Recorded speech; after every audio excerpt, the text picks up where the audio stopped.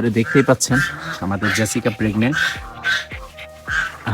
আমরা ওদেরকে ভ্যানিলা আর ব্রুনো থেকে আলাদা রেখেছি, কারণ হচ্ছে যে কোনো টাইমে ও বেবি দিয়ে দিতে পারে। এখানে আসো। তুমি খেয়েছো? ভাত খেয়েছো? ঠিক আছে,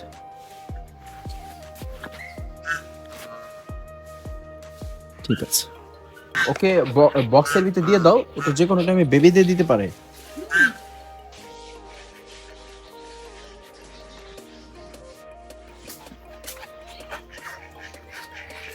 সব তাকিয়ে আছে।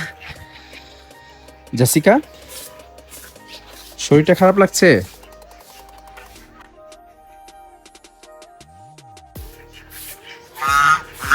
শরীরটা খারাপ লাগছে দেখেই বোঝা যাচ্ছে, প্ল্যান করতে। সবাই দোয়া করবেন জেসিকার জন্য। আল্লাহ হাফেজ, আসসালামু আলাইকুম।